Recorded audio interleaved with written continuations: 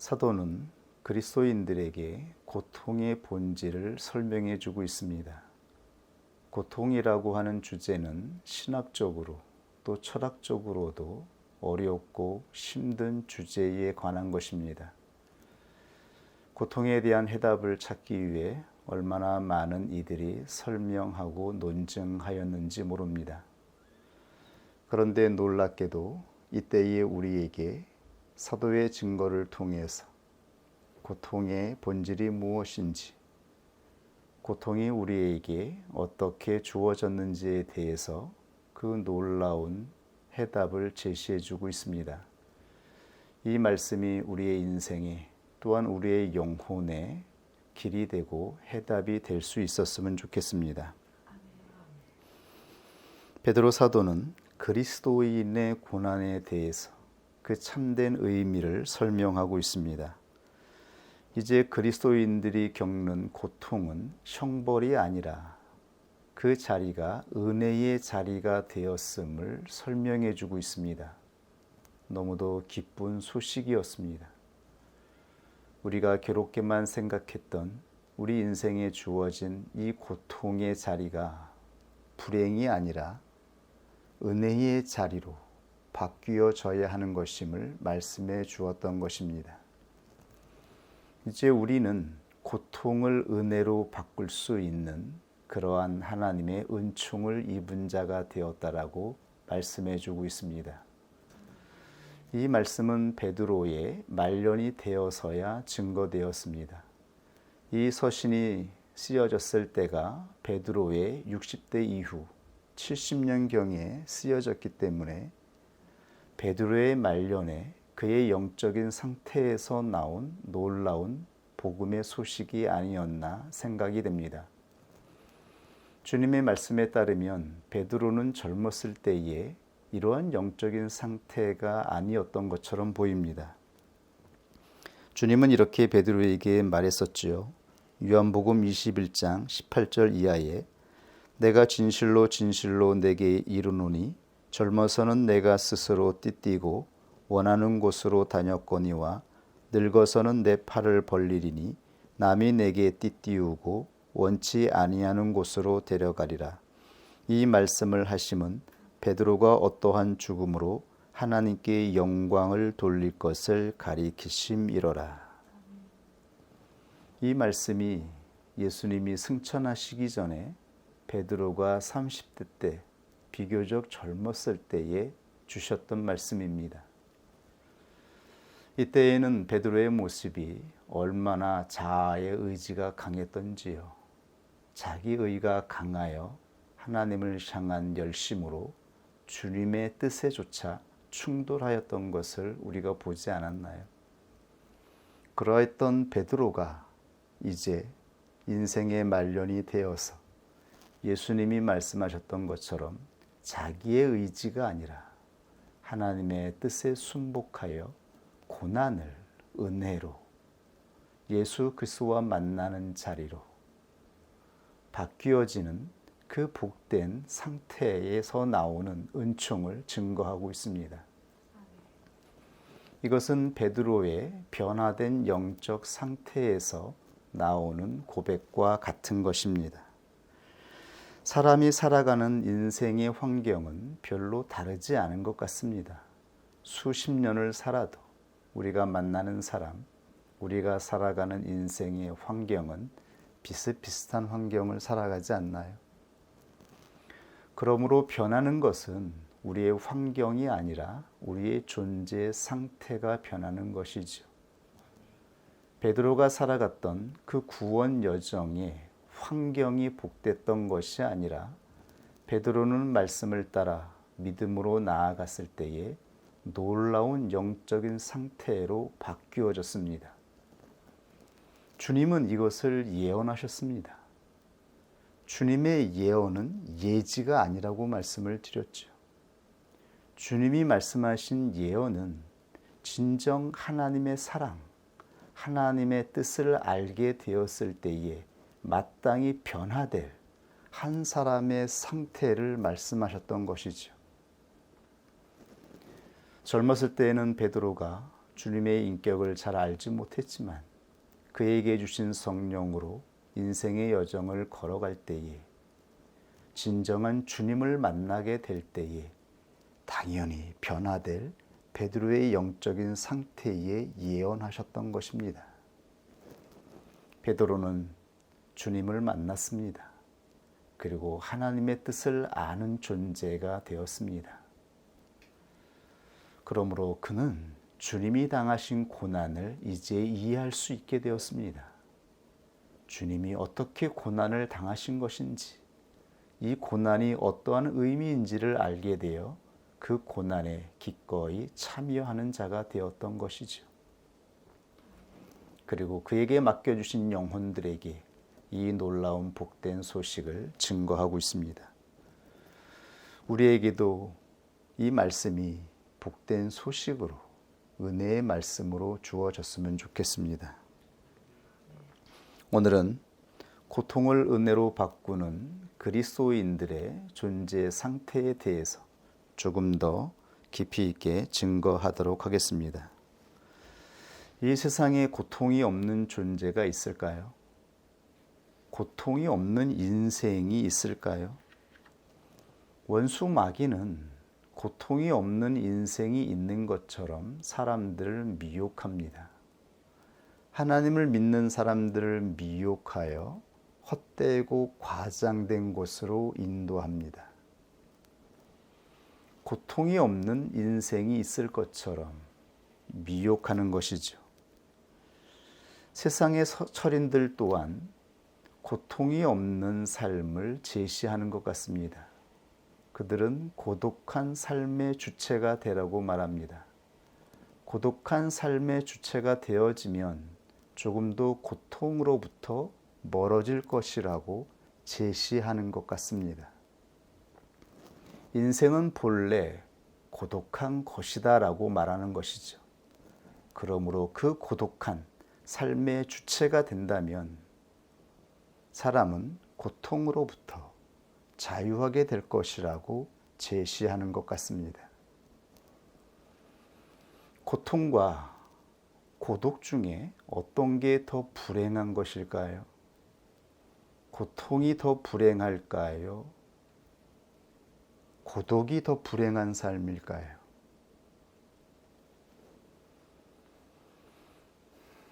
성경은 고독과 고통이 둘 다 죄에서 발생된 인생임을 말씀하고 있습니다. 하나님은 인간을 고독한 존재로, 고통의 존재로 창조하지 않았습니다. 우리의 인생이 고독하게 되고 고통스럽게 된 것은 죄로 인한 것이지요. 죄로 말미암아 우리의 인생이 고독하게 되고 고통스러운 것이 된 것입니다. 이 말씀을 묵상할 때에 저희 예전에 받았던 은혜가 생각나더라고요. 잠시 도움이 될까 해서 고백하는 것에 대해 양해를 구합니다.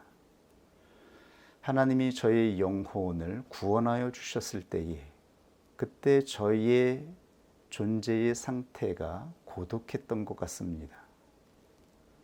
참으로 허망했던 것 같습니다. 그 고독의 본질은 인생의 소망이 보이지 않는다는 것에 있었던 것 같습니다. 앞이 보이지 않고 길이 보이지 않았던 때에 저의 영혼이 참으로 고독했던 것 같습니다. 그때의 환경을 생각해 보면 차갑고 칙칙하고 어두웠던 그러한 그림만 생각이 나요. 제가 하루하루를 지내고 살아가던 그 거처가 되게 어둡고 추웠던 기억만 나요. 그때 하나님께서 저의 영혼을 구원하여 주셨습니다. 저의 영혼을 구원하여 주셨을 때에 저는 하나님께 헌신하기로 작정하여서 하나님의 교회를 섬기는 삶을 시작하였습니다. 그때 고독으로부터 벗어났어요. 허망한 삶으로 벗어나게 해 주셨어요. 하루하루가 얼마나 기쁘고 은혜가 넘쳤는지 모릅니다. 이제는 살아갈 인생의 목적을 알게 되었어요. 그전에는 하나님에 대해서 관심도 없고 또 하나님을 위해 섬기며 살아간다라고 하는 것이 막막하게만 느껴졌는데, 하나님의 종이 되어 하나님의 교회를 섬긴다라고 하는 것이 얼마나 기쁘게 다가왔는지 모릅니다. 그것이 저의 인생의 목적으로, 소명으로 마음에 주어졌거든요. 이제 더 이상 저의 인생에는 고독이, 어떠한 외로움이 더 이상 찾아오지 않았던 것 같습니다. 그런데 그 다음에 더 심각한 문제가 발생하였습니다. 이제는 고독이 아니라 고통이 주어진 것이죠. 하나님의 은혜로 사람들을 많이 만나고 함께하면 할수록 고통이 발생하는 거예요. 하나님이 주신 은혜로 말미암아 사람들이 많이 모이고, 더 나아가 친밀한 관계성, 가까운 관계성, 아주 밀접한 관계성으로 나아갈수록 상처와 불만, 그리고 불신에서 다가오는 고통들, 불행한 감정들도 발생하는 거였어요. 고통이라는 것을 알게 되었어요.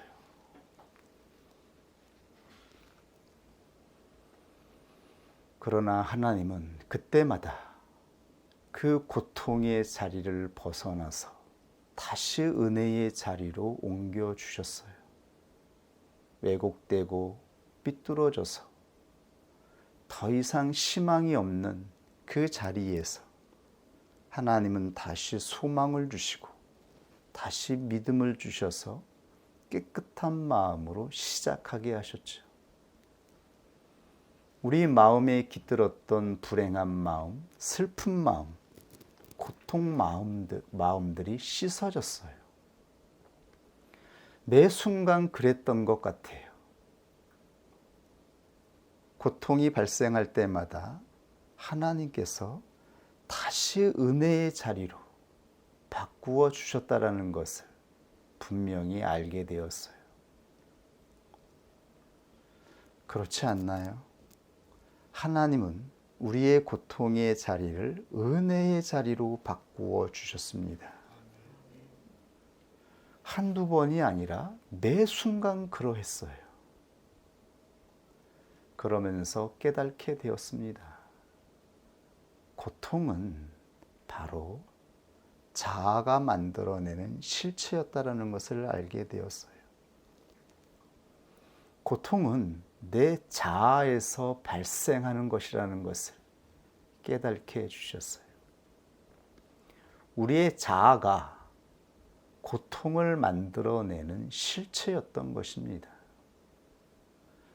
하나님은 우리를 은혜의 자리로 불러주셔서 기쁜 관계성으로, 소망이 넘치는 은혜의 자리로 우리의 삶을 복주셨었습니다.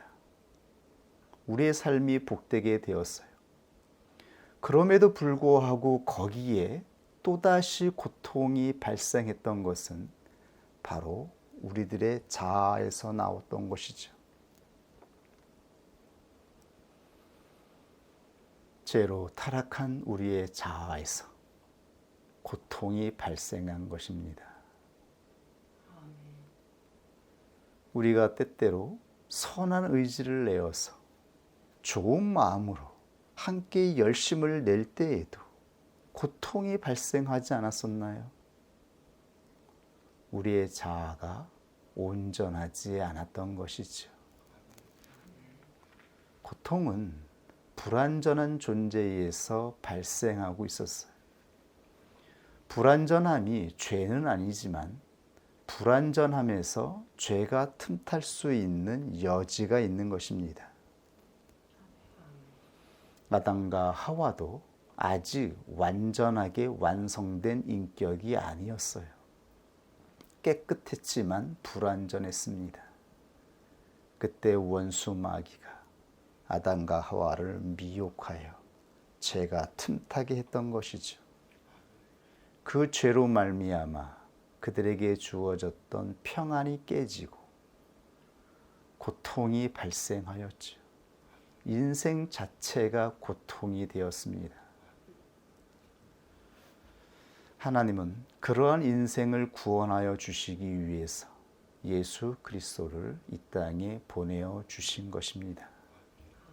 우리가 예수 그리스도를 믿음으로 말미암아 인생의 고통에서 구원을 받고 자유한 자가 되지 않았나요? 이것이 우리에게 주어진 진짜 구원의 실존이었어요. 정말 우리의 인생은 구원을 받았었어요. 성경에서 말씀하고 있는 예수 그리스도를 믿는 자에게 주어지는 구원이 우리들에게 주어진 은혜였습니다. 우리의 삶은 다시 활기차졌고 기쁨이 넘쳤고 많은 관계성들을 이룰 수가 있었습니다. 그러나 그 자리에 고통이 발생되었던 것은 하나님의 뜻이 아니었습니다. 우리의 죄는 사함을 받았지만 여전히 작용하고 여전히 의지를 내고 있는 우리의 죄로 오염된 자아로 말미암아 우리의 은혜의 자리에 고통이 발생하였던 것이죠. 믿음 안에서 함께 거룩한 구원의 여정을 걸어가는 이 믿음의 관계성 안에서도 고통이 발생하였습니다. 저는 처음에 이것을 상상하지 못했어요.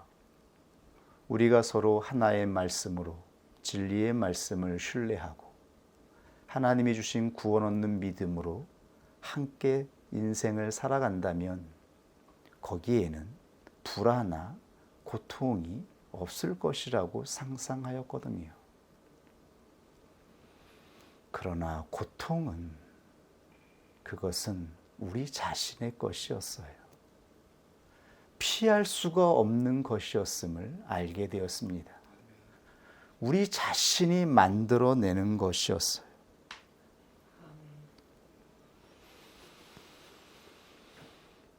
이때 그리스도인들은 이 죄의 한복판에 죄된 자아가 있음을 알게 되는 것입니다. 죄의 실체인 자아가 있음을 깨달아야 하는 것이죠. 그래서 주님은 자신을 따르는 제자들에게 반드시 자기 십자가를 져야 한다라고 말씀하였던 것이죠. 나를 따르려거든 자기를 부인하고 자기 십자가를 지고 나를 따를 것이라고 말씀하였습니다. 자기 십자가를 지지 않고서는 누구도 예수 그리스도를 따를 수가 없습니다. 자기 십자가가 무엇인가요? 자기 십자가는 우리의 자아가 만들어내는 고통의 자리가 아닌가요? 이것이 없다라고 상상하거나 이것을 없는 것처럼 치부하거나 아니면 내 자신이 만들어내는 고통을 외면하지 말아야 합니다. 이것은 우리의 자아가 만들어내는 것입니다. 십자가는 본래 죄인이 나무에 달리는 저주의 자리였습니다. 끔찍한 형벌의 자리였습니다. 가장 극악무도한 죄인이 달리는 자리가 바로 십자가였어요. 사람들은 십자가를 바라볼 때에 손가락질하고 침을 뱉고 저주하였습니다. 그 자리는 그가 지은 죄로 말미암아 마땅히 고통을 당해야 하는 형벌의 자리였습니다. 그러나 예수 그리스도가 우리가 당해야 할 그 고통을 대신 지시고 십자가에서 달려 죽으심으로 말미암아 이제 더 이상 십자가는 저주의 자리가 아니게 되었어요. 이제 더 이상 십자가는 저주의 자리가 아니라 은혜의 자리가 되었습니다. 우리는 십자가를 바라볼 때에 침을 뱉고 손가락질 않아요.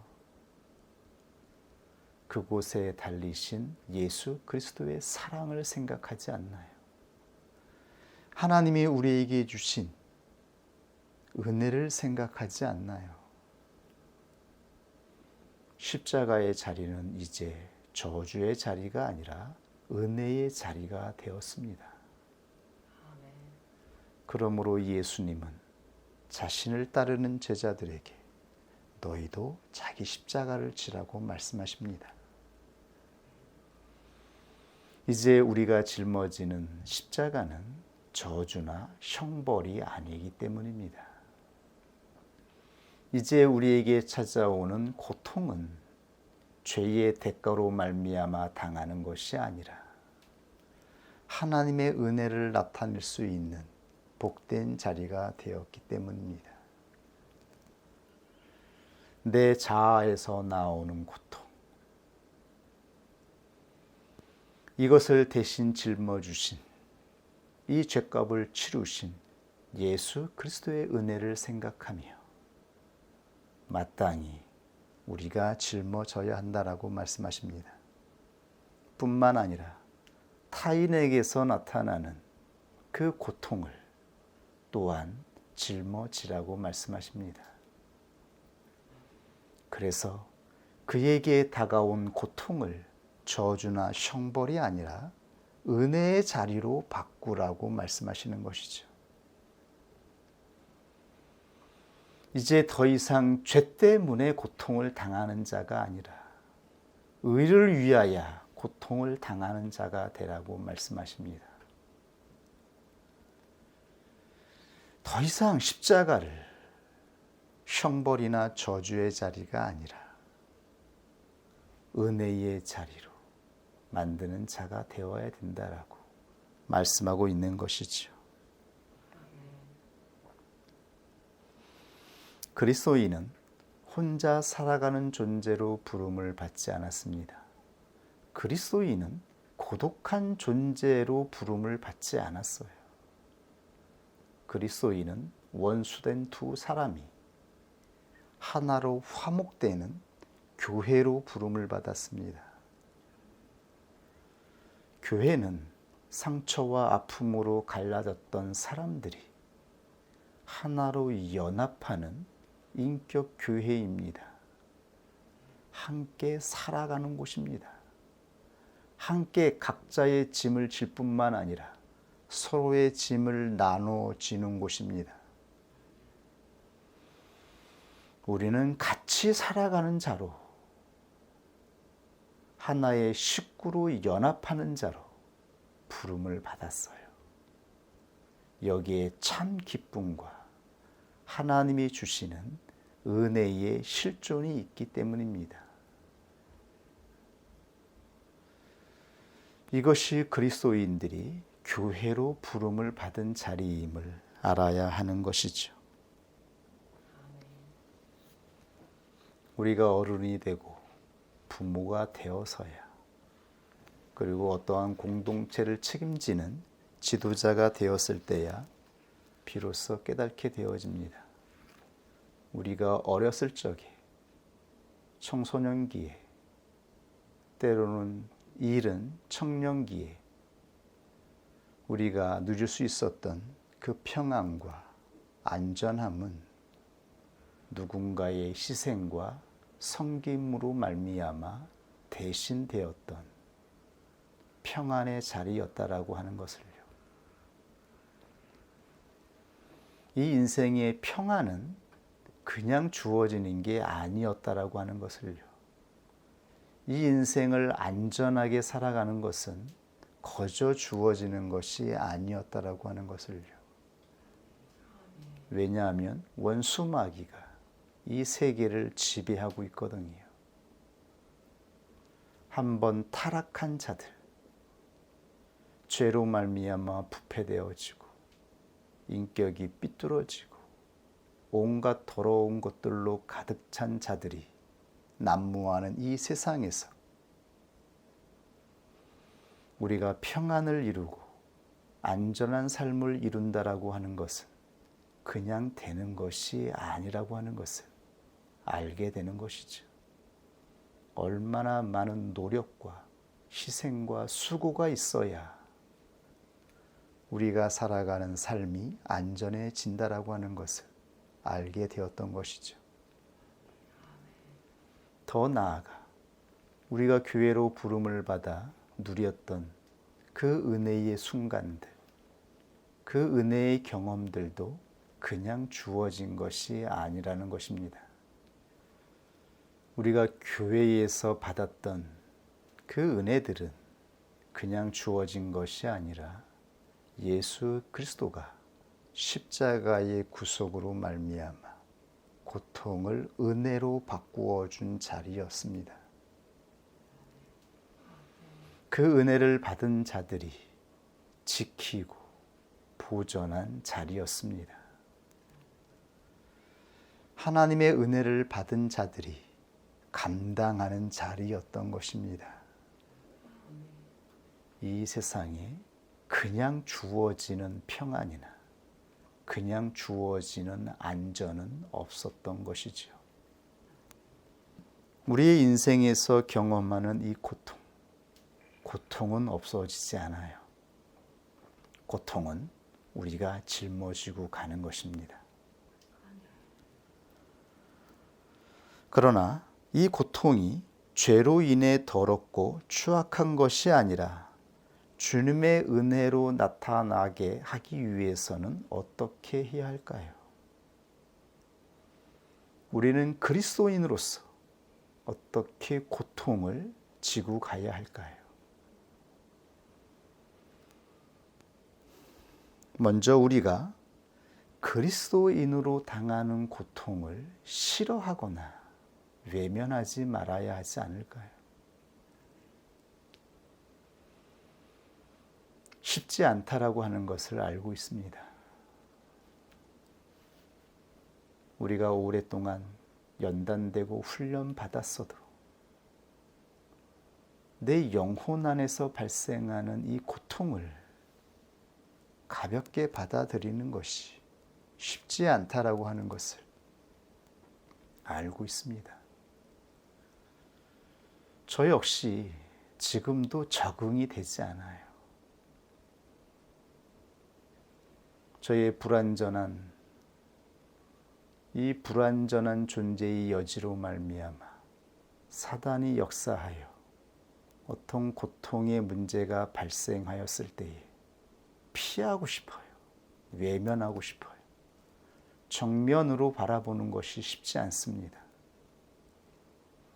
그리고 끔찍하게 싫은 감정이 들어요. 다시는 이 고통을 만지지도 느끼기도 쉽지 않은 생각이 들어요. 그러나 성경에서 우리에게 가르쳐주는 진실은 이 고통은 하나님이 주시는 것이 아니라 우리의 자아에서 나오는 실체라고 하는 것을요. 아직 성화되지 않은 우리의 상태에서 나오는 것임을요. 우리가 완전히 성화되기까지는 이 인생에서 고통을 짊어져야 한다라고 하는 것을요. 대면해야 한다라고 하는 것을요. 마주해야 한다라는 것을 보게 하십니다. 사도는 이것을 성도들에게 증거하고 있습니다. 우리는 이 고통을 피하거나 외면하려고 하는 그러한 생각을 바꾸어야겠습니다. 싫어하거나 경멸하지 말아야겠습니다. 마땅히 우리가 감당해야 하는 것으로 받아들여야 하지 않을까요? 자기 십자가로 마땅히 받아들여야 하지 않을까요? 우리가 예수 그리스도의 십자가의 구속을 안다라고 하는 것은 무엇인가요? 우리의 고난을, 우리의 형벌을 대신하신 그 십자가의 구속을 안다라고 하는 것은 어떤 의미겠습니까? 자녀 앞에서든 이웃 앞에서든 이들로 인하여 발생하는 고통을 은혜로 바꾸기 위해서 나아가야 하는 자들이 아닌가요? 우리는 이 고통을 감당할 능력이 있는 것인가요? 정말 이 고통을 은혜로 바꿀 수 있는 능력이 우리에게 있는 것인가요?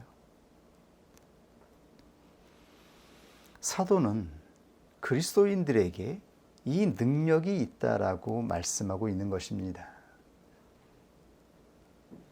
이미 저주의 끈은 우리에게서 끊어져서 우리의 고통은 우리의 인생을 지배하지 못할 것이며 이 고통으로 우리의 영혼을 파괴하지 못한다라고 하는 것을 전제하고 있어요. 이 고통으로 우리의 영혼은 파괴되지 않습니다. 우리는 하나님의 은혜로 말미암아 구원을 얻은 자가 되었습니다. 그리고 예수 그리스도를 믿는 자들에게는 성령을 주셨어요. 성령으로 말미암아 이러한 고통이 주어질 때에 성령께서 우리의 마음을 조명하시고 이 고통의 진실을 깨닫게 하시며 이 고통 앞에 우리가 나아갈 수 있도록 선한 의지를 주실 것이라고 말씀하고 있는 것입니다. 그러므로 믿음으로 감당하라고 말씀하고 있는 것입니다. 우리가 믿음으로 잠시 멈추어서 예수 그리스도의 십자가를 바라보며 그 은혜를 붙잡는다면 성령으로 말미암아 이 고통을 은혜로 바꾸는 자로, 고통을 은혜로 바꾸는 자로 나아갈 것이라고 말씀하고 있습니다. 고통을 은혜로 바꾸기까지 그렇게 그리스도인들은 소명을 받았다라고 말씀하고 있습니다. 이것이 구원 얻는 믿음으로 인생을 걸어가는 자에게 인생의 말년에 주실 복된 상태 변화임을 말씀하고 있습니다. 구원의 복을 받은 자들이 어떻게 인생을 살아낼지에 대해서, 어떻게 고통을 짊어지고 타인으로 인하여 주어지는 고통까지 은혜로 바꾸게 될 것인지에 대하여 소망의 말씀을 증거해 주고 있습니다.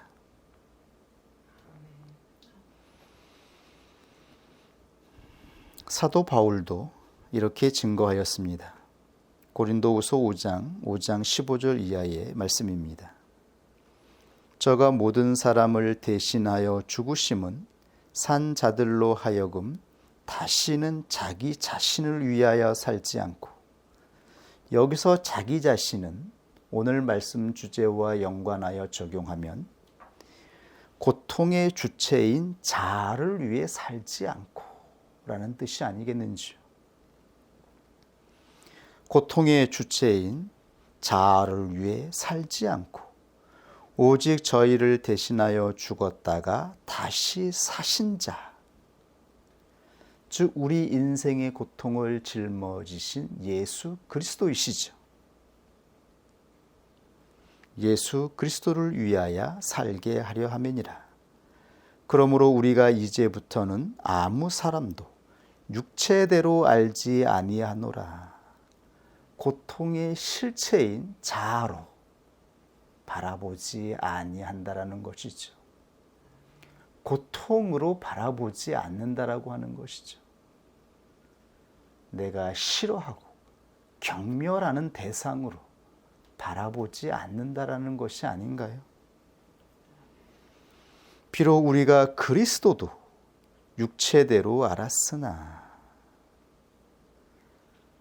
왜곡된 고통을 가진 자아로 예수 그리스도를 바라보았죠.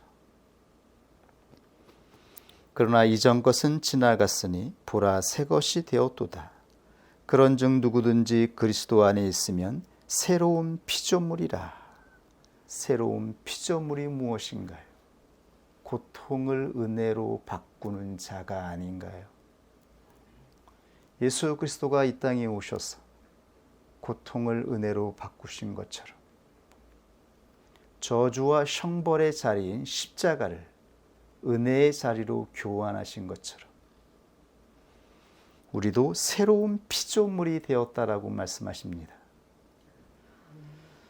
이전 것은 지나갔으니 보라 새 것이 되었다라고 말씀하십니다. 이제 십자가는 저주의 자리가 아니라 은혜의 자리로 교환되었다라고 말씀하십니다. 그러므로 우리도 이제는 고통의 주체인 자아가 아니라 새 사람으로 교환되었다라고 하는 것을 의미합니다. 우리는 고통을 만들어내는 자가 아니라고 하는 것입니다. 더 이상 우리는 고통을 만들어내는 사람으로 살아서는 안 된다라고 말씀하십니다. 이것은 새 사람이 아닌 것입니다. 새 사람은 자아를 위해 사는 자가 아니라 예수 그리스도를 위해 사는 것입니다. 예수 그리스도를 위해 산다라고 하는 것이 무엇입니까? 그리스도가 걸어가신 소명, 고통을 은혜로 바꾸신 예수 그리스도의 소명을 따라가는 것이 아닌가요? 저주의 자리였던 십자가를 은혜로 교환하신 예수 그리스도를 따라가는 것이 아닌가요? 그것이 우리가 살아가는 인생의 소명이 된 것이 아닙니까? 이 은혜로만 사람이 서로 화목할 수 있습니다. 원수된 두 사람이 하나님의 은혜로만 하나로 화목될 수 있습니다. 그러므로 사도 바울은 고린도후서 5장 18절 이하에 이렇게 증거하였습니다. 모든 것이 하나님께로 났나니 저가 그리스도로 말미암아 우리를 자기와 화목하게 하시고 또 우리에게 화목하게 하는 직책을 주셨으니 이는 하나님께서 그리스도 안에 계시사 세상을 자기와 화목하게 하시며 저희의 죄를 저희에게 돌리지 아니하시고 저희의 죄, 저가 만들어낸 고통을 형벌로 돌려보내지 아니하시고 그 고통을 감당하는 자 예수 그리스도로 말미암아 은혜가 주어진 것처럼 우리가 이웃의 고통을 짊어지지 않는다면, 내 남편의 고통을 짊어지지 않는다면, 내 자녀의 고통을 짊어지지 않는다면 어떻게 그 자리가 은혜로 교환될 수 있겠는지요? 어떻게 화목하게 될 수가 있겠는지요? 저희의 죄를 저희에게 돌리지 아니하시고 화목하게 하는 말씀을 우리에게 부탁하셨느니라. 이러므로 우리가 그리스도를 대신하여 휘페르 for Christ, 이것은 바로 속격과 대격을 지배하는 전치사, 우리가 앞서 살펴보았죠. 이제 우리가 살아가는 인생은 우리의 것이 아니라 우리의 고통으로 살아가는 것이 아니라 예수 그리스도의 소유가 되어서 예수 그리스도를 목적으로 하여서 살아가게 되었다라는 말입니다. 이것이 우리의 인생이 되었다라고 말씀하고 있습니다. 그리스도를 대신하여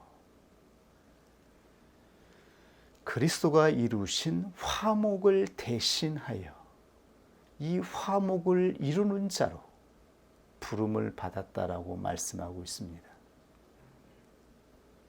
그리스도가 이루어내신 화목, 고통의 자리를 은혜로 바꾸어서 저주받은 인생들이 하나로 화목하게 만든 예수 그리스도의 놀라운 구속의 사역이 바로 우리가 걸어가는 삶의 목적이 되었다라고 말씀하고 있는 것이죠.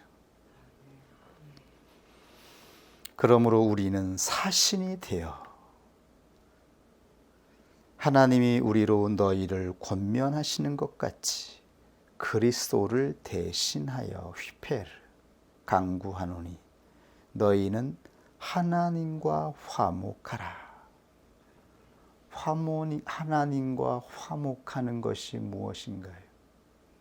그 실존이 무엇인가요?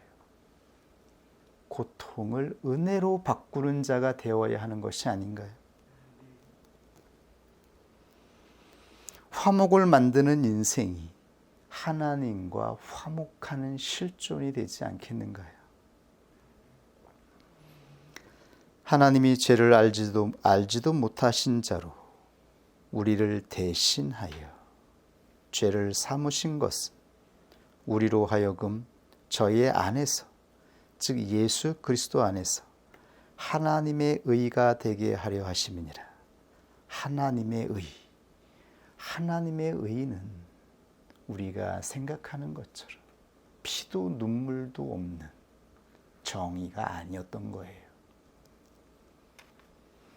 하나님의 의는 우리가 율법적으로 잘못 생각하는 그러한 것이 아니었던 거예요. 하나님의 의는 죄인을 구원하시는 은혜임을 알게 하는 것입니다. 하나님의 의는 고통의 인생을 화목하게 하신 것이었습니다. 이것이 하나님의 의였어요.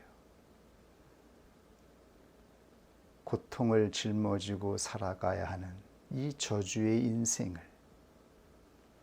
하나님은 자신의 독생자 아들 예수 그리스도를 통하여 우리의 모든 고통을 대신하게 하시고 대신 우리에게 은혜를 주신 것입니다.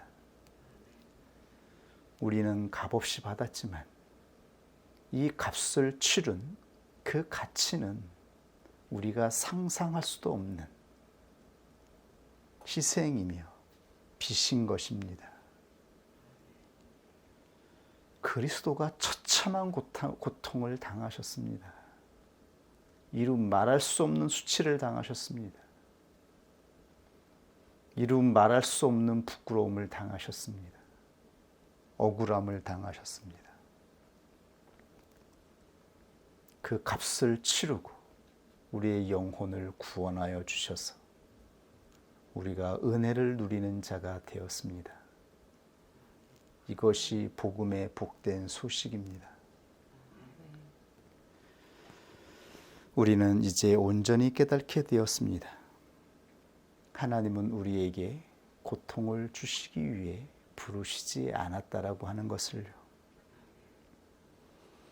예수 그리스도의 십자가 고난으로 우리는 이미 죄에서 해방되었다라고 하는 것을요.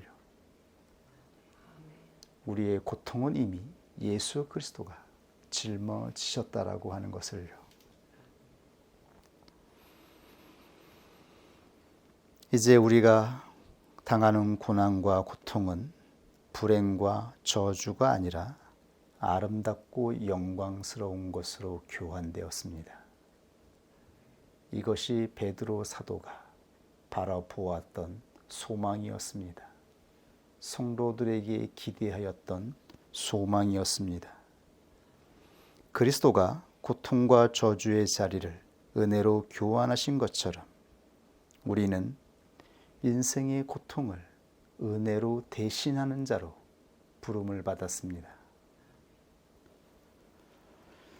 우리는 그리스도의 종이 되었습니다. 이것이 우리가 걸어가는 인생이며 소명이 되었습니다. 우리에게 주신 이 소명의 복된 상태가 되기를 원합니다. 이것을 바라보며 우리 하루하루 힘을 내어 나아갈 수 있기를 원합니다. 우리 같이 하나님 말씀 앞에 기도하겠습니다.